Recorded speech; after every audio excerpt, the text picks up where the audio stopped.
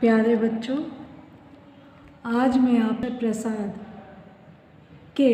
महाकाव्य प्रसाद व कामायनी और आशा करती हूँ कि आप इसे नोट करेंगे, समझेंगे और अधिक मार्क्स नंबर आप एग्ज़ाम में लेकर आएंगे। ठीक है, तो आइए देखते हैं। यह है जयशंकर प्रसाद के कामायनी महाकाव्य के श्रद्धा सहज के प्रथम पद, जिसमें है ये पंक्तियां हैं कि कौन तुम संस्कृति जलनिधि तीर तरंगों से फेंकी मणि एक, कर मधुर विश्रांत का सुलझा हुआ रहस्य, जगत का सुलझा हुआ रहस्य एक करुण सुंदर मौन, चंचल मन का आलम। तो उस समय अपने स्वजनों की मृत्यु के बाद जो अकेले एकमात्र पूरी सृष्टि में बचे हुए एकमात्र मनु जो अकेले बचे थे, प्रलय के बाद वो अकेले दुख से भरे बैठे हुए, श्रद्धा उनके सामने आ जाती हैं अचानक से और वह मनु को देखकर पूछती हैं। क्या पूछती हैं कि कौन तुम संस्कृति जलनिधि तीर तरंगों से फेंकी मणि एक। तो श्रद्धा जो हैं वो आदि स्त्री हैं, मतलब प्रथम स्त्री हैं, और जो मनु हैं वो प्रथम पुरुष हैं इस संसार की सृष्टि के। तो वो जो श्रद्धा है वो मनु से पूछती हैं, कौन तुम, कि ये कौन हो तुम, संस्कृति जलनिधि तीर तरंगों से फेंकी मणि एक, कि इस संसार रूपी समुद्र से, संस्कृति माने संसार, संसार रूपी जलनिधि माने समुद्र, समुद्र की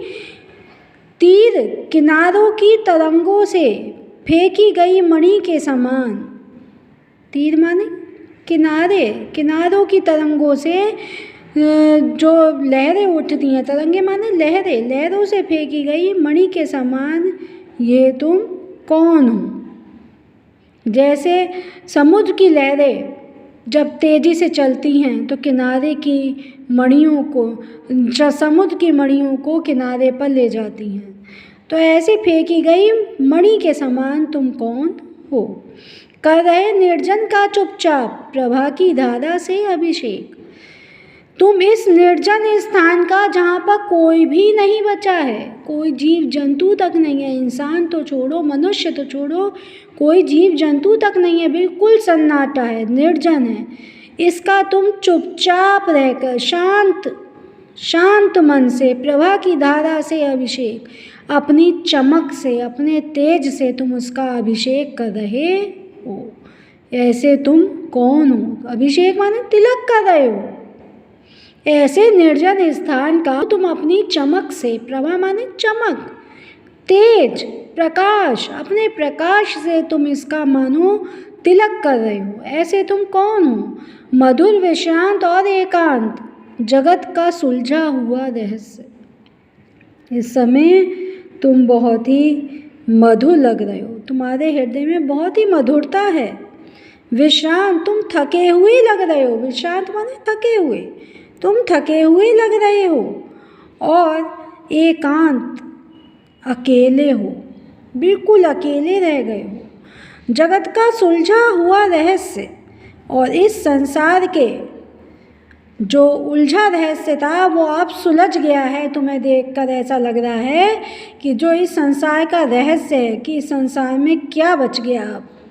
जो इतनी बड़ी प्रलय आई तो अब इस संसार में क्या बच गया है, उसका सुलझा हुआ रहस्य के समान तुम दिखाई दे रहे हो कि हाँ भाई तुम ही अकेले बचे हो। और एक करुणा में सुंदर मौन और चंचल मन का आलस्य, तुम एक करुणा से भरे हुए दिल वाले, एक करुणा से भरे हुए, करुणायुक्त हृदय वाले, अत्यंत सुंदर, मौन, चुपचाप रहने वाले और चंचल मन का आलस्य, और इस जो तुम्हारा मन जो बहुत चंचल है वो भी आलस्य के कारण